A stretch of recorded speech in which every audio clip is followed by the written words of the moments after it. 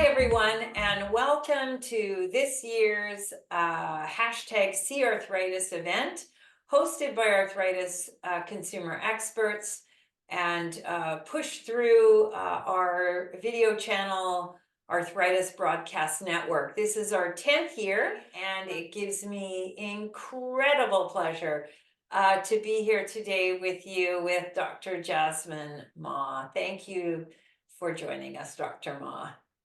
Oh, Cheryl, the pleasure is always mine. Oh, I love it. You can tell we've got a mutual fan club happening. That's right. Let me tell our audience a little bit about you, Dr. Ma.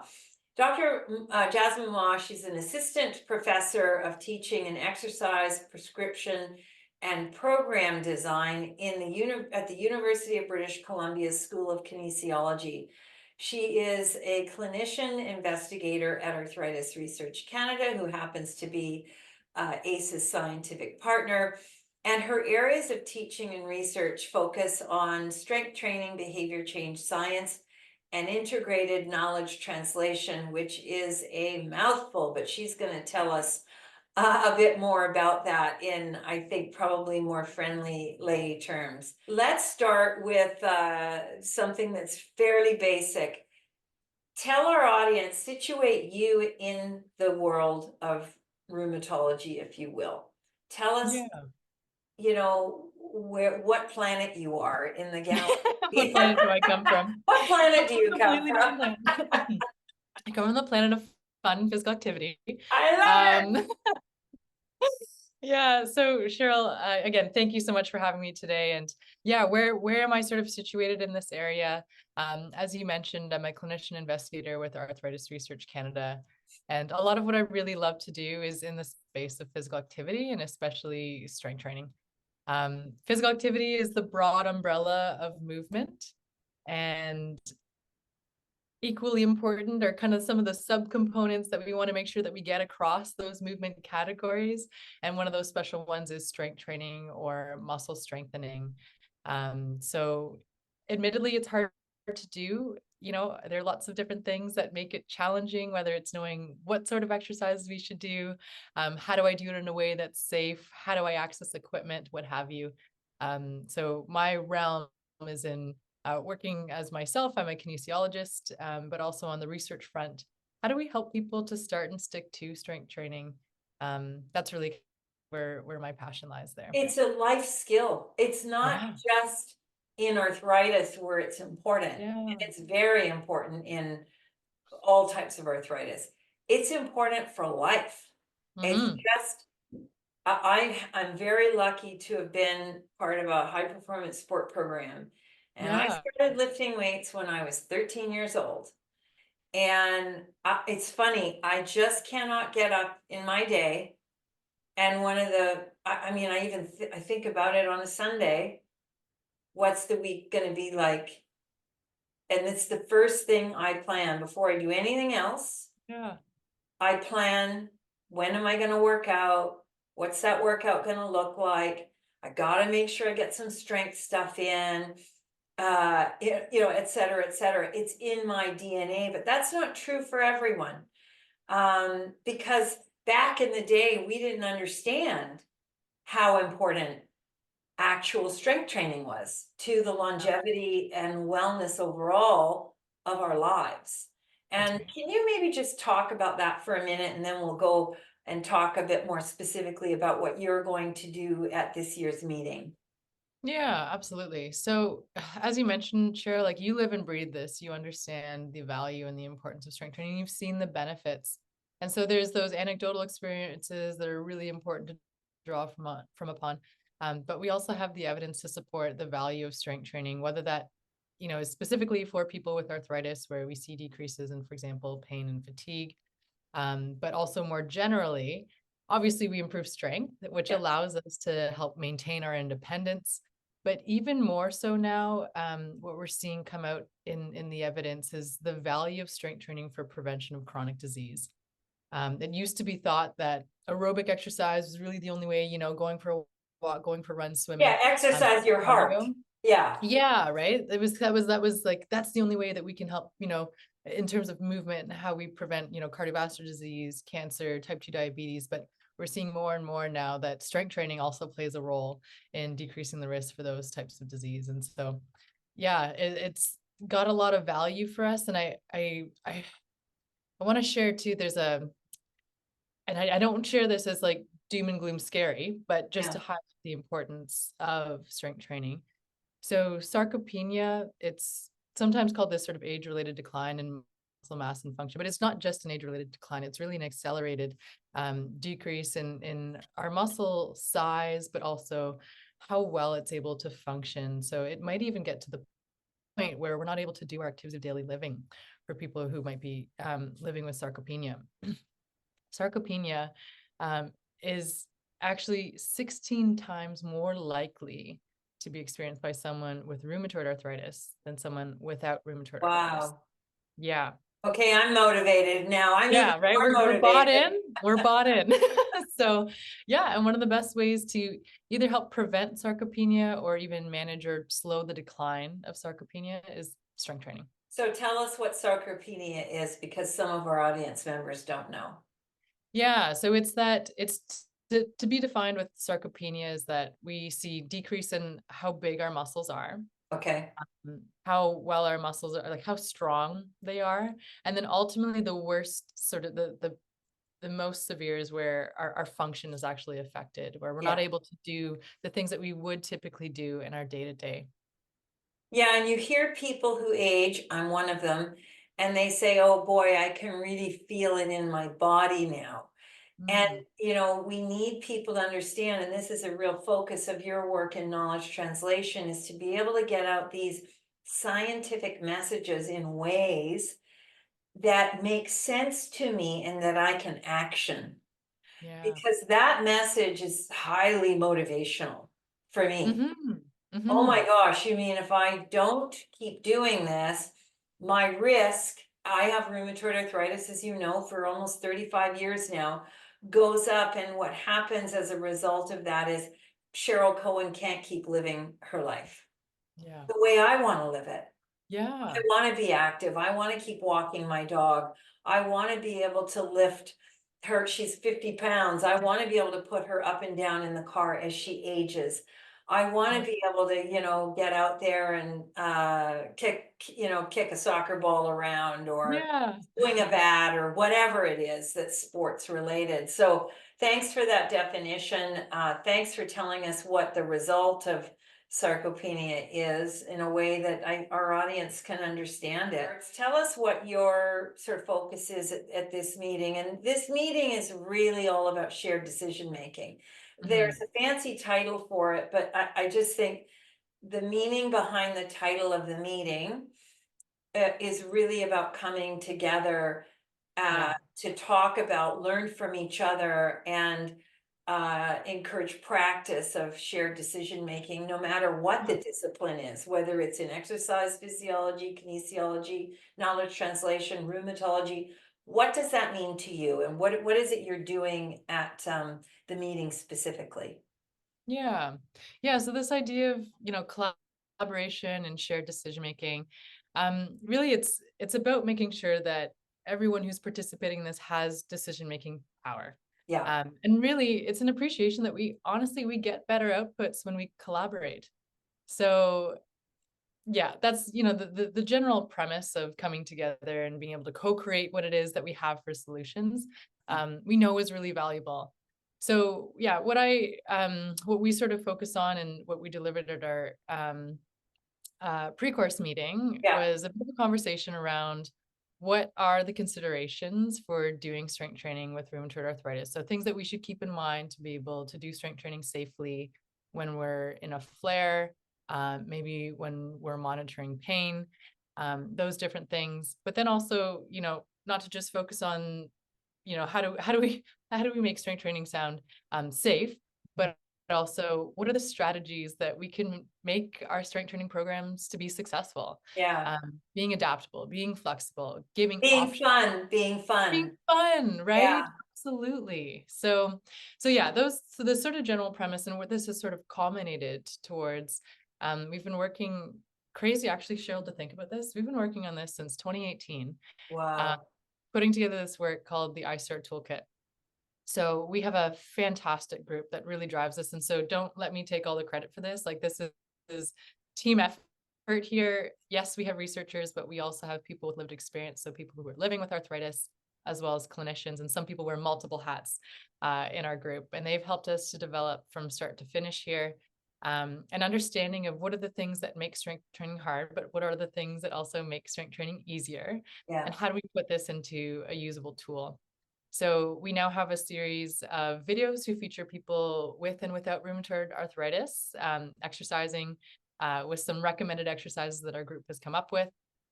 We have a tool that helps to, one, provide some education on how to do strength training and how to prescribe strength training. So these two sort of complementary toolkits, one for health and exercise professionals and one for people living with arthritis, specifically rheumatoid arthritis in this case. And so there's the education piece, but then there's also, as you mentioned, shared decision making is a big part of it. So the second piece of the tool is how do we have this conversation together? Yeah. So it includes some guiding questions that we can then co-create a strength training program. So yeah, that's a little bit about the iStart Yeah, toolkit. it's From. super cool. I think you may recall that 2 years ago, the CRA's great debate was on who should prescribe physical activity to people living with a rheumatic disease. And the conversation, is it a rheumatologist? Is it a physiotherapist? Is it an exercise therapist? Is it a nurse? Who is it? Who's going to take ownership over the conversation? Not ownership, but leadership, perhaps. Who's Sure. going to take leadership? Because I'll tell you, Dr. Ma, it still is one of the least discussed things. And one of the things that people like me, want to hang on to almost the most. Yeah. Because so much of society is engaged in something outdoors, something indoors, like at a gym or a pool. People want to crawl down to the ground and play with their grandkids and be able to get back up. Yeah. This is all the stuff of our lives. And no one who is a doctor or a healthcare professional in our space historically has been wanting to take the lead. So following that, we ran a survey. We'll put a link on the screen at the end, along with any recommended readings that you would like to offer the audience. But it was really interesting who people preferred to receive that exercise prescription from. I'm not going to reveal. You have to go and read the report from our survey. There's a Hang on, the receipt. little teaser, right? I'm trying to build membership, build audience. But all of that to say, we did another survey specific to osteoarthritis. And do you know what only a quarter of the people who answered our survey said their family doctor talked to them about exercise or nutrition. Wow. And in a way, those are the modifiable risk factors that people like me can take a hold of. Yeah. And they didn't even make the conversation stream. And that to me is like a tragedy. And we have to change this. And it's people like you and the knowledge translation end of what you do, I think, that moves that dial. When you think about your own practice, like the work you do patient to patient. Yeah. How do you make shared decision making happen? Like, Yeah, you can great just question. anonymize one of the folks you work with and kind of figure, because it's different for every single one of us. We're all snowflakes. We Yeah. all come to you, right? We all come to you with a different, what is our steady state at the time of physical Yeah. wellness. We all come to you with different cultural backgrounds and beliefs. We all come to you with stress and, perhaps even mental wellness challenges, et cetera, et cetera. We're snowflakes. So Yeah. how do you wrap shared decision making around me and make me feel part of it with you? Yeah, it's a great question, Cheryl. And Yeah. I think part of it starts from valuing different forms of expertise. I'll never forget Alison Hone's credit to her, had said to me at one time, A hero to us all, a hero to I know, right? Like everyone loves Allison, right? She said, you have a PhD in exercise prescription, but I have a PhD in lived experience. So we both have something to bring to the table. You view the people that come into your clinic as having PhDs. They're experts. That's the starting point for your shared decision-making conversation. Yeah, very cool. Yeah. Thanks, Allison, wherever you are. I'll let her know we were talking about her. Yeah, is she next door? Yeah. That's fantastic. So, and then from there, I guess you begin the conversation and you start, it's an iterative process, isn't it? You ask questions, they respond, you check back to make sure you're hearing them correctly. And then you start building plans. Yeah, and I think part of it too is like there's a lot of training that goes into being able to have these shared decision-making conversations well. And so, when I'm teaching, entry to practice, future kinesiologists, I oftentimes use teachings in motivational interviewing where it's really sort of a client-centered approach to how we have these conversations. And it's really more about, as the practitioner, we're just asking the right questions to help, bring about more of that conversation. And then I think the second piece to that as well, in addition to using some of those principles in the spirit of motivational interviewing, being compassionate, accepting, making sure that we're approaching this as partners, and seeking more and more to learn more about our clients. But the second piece too is just giving options in how we can communicate. So I think that's one of the things that we've learned about the iStart toolkit is it gives people the opportunity to share some of what they want to talk about with their health and exercise professional, in a written format where you've got some time to jot down these points. Like, I don't know, Cheryl, I'm sure you've been there. I know every time I go to a health professional, I'm like, okay, I have all these things that I want to talk about. And then I get there and I'm like, I can't remember They evaporate. Yeah. Having a written list is right? So important. Yeah. So have that opportunity to express yourself in a written manner, but it also allows both of us to come to the table with more preparation, right? If I can get that information in advance of a session, then if I have to do some more evidence-informed practice to do my homework, great, I've got that opportunity, and helps us to then spend that time digging deeper beyond the surface. And so, helps to expedite the conversation, but also gives different opportunities and ways to engage. How do you make sure that what you do in the way of teaching future kinesiologists this, but people, working with me, someone like you working with someone like me, how do you make certain that how you're talking to people like me is culturally appropriate, is respectful of my gender identification, tell us about, because the people, there is a whole group of people who are underserved because they're not welcomed into that practice world for a multitude of reasons. And I know you're very involved in equity, diversity, and inclusion work. I know you've been doing lots of learning and relearning around truth and reconciliation. Tell us a little bit, Dr. Ma, about that.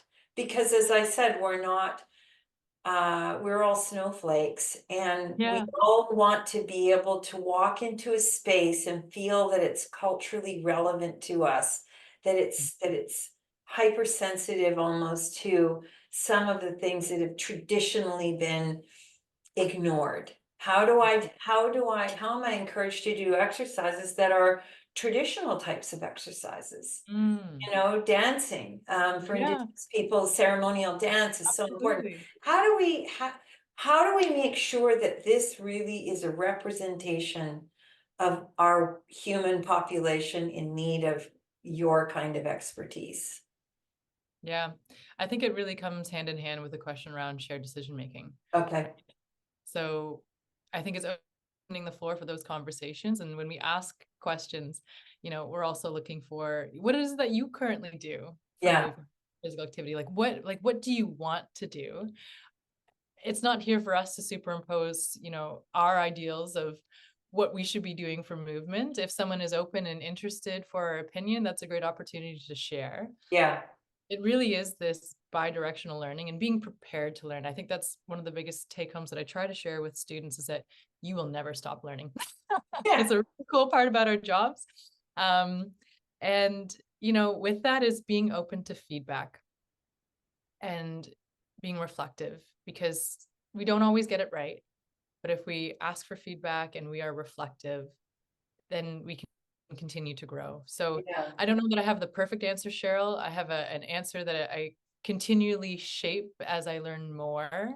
But yeah, I think it does start with part of that shared decision making. Yeah, yeah, I think that's right. And I think the thing you said last, which was life is a learning process, and no matter how expert we think we are, we can always learn more. And base level, we need to treat each other as human beings.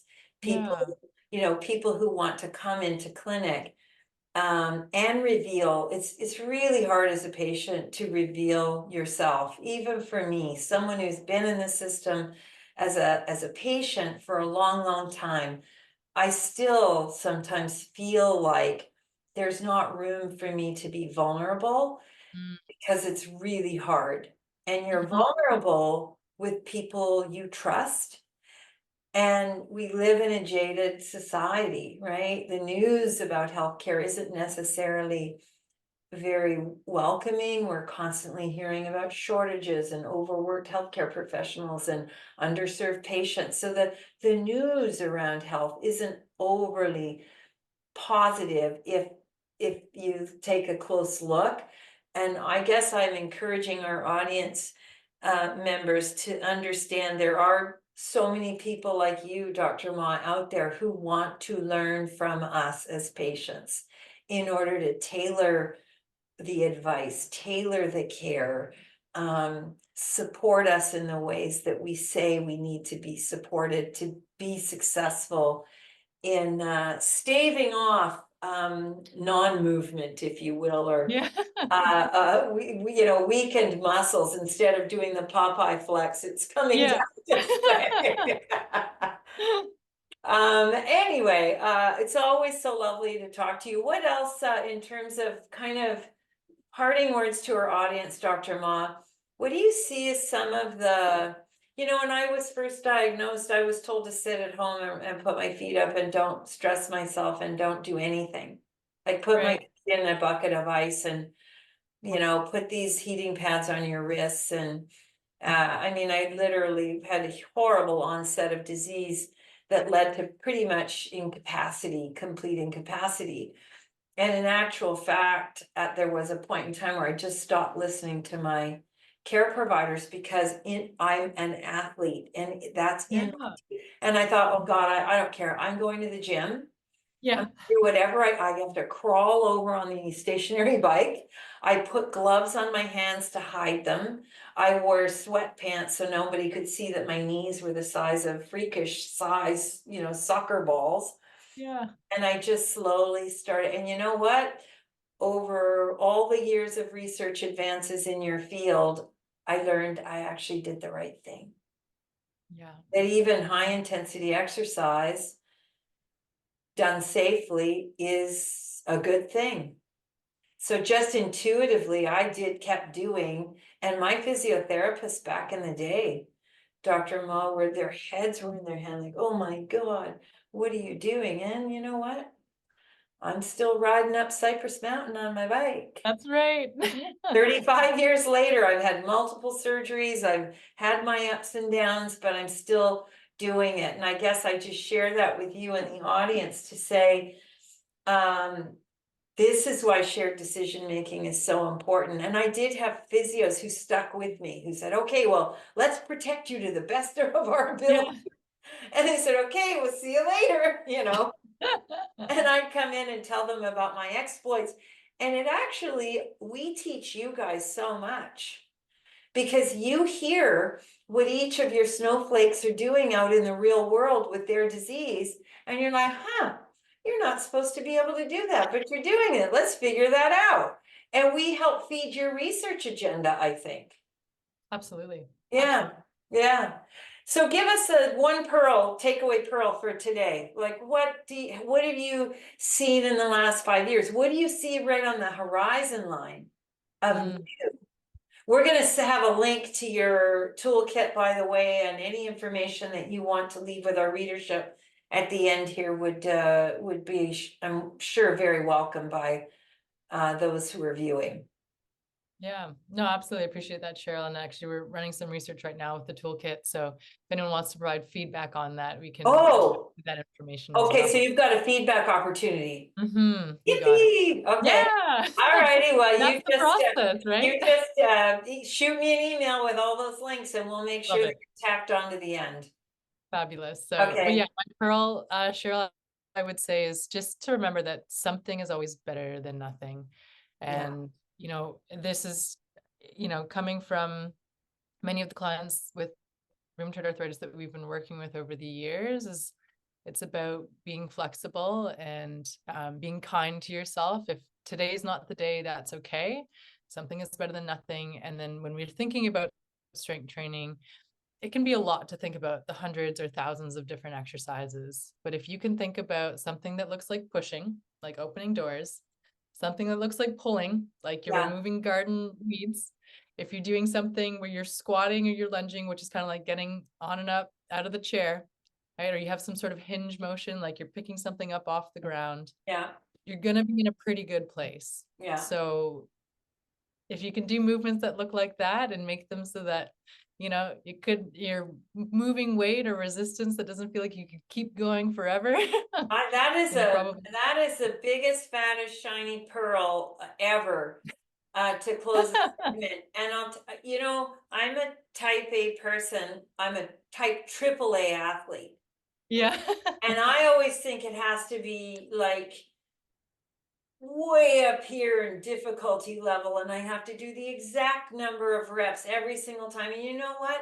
I now think at my age, with my length of disease, I do have those days where I'm able to feel kind of the way I used to feel. And oh, this is a great day. I feel really strong. I'm going to keep doing this. And then, if I do something back to back, 2 days in a row, and I'm trying to get through an exercise routine, and I really am starting to feel a bit not great. And then I think, well, but I just need to take myself through these range of motions. I won't do it with a weight in my, I'll do it with just my body weight. I'll Yes. lie down on the floor and I'll wrestle with my dog a little bit. Amazing. And while I'm down there, I'll stretch. And then, like I start playing a game with what I set out to do with my physical activity plan that day.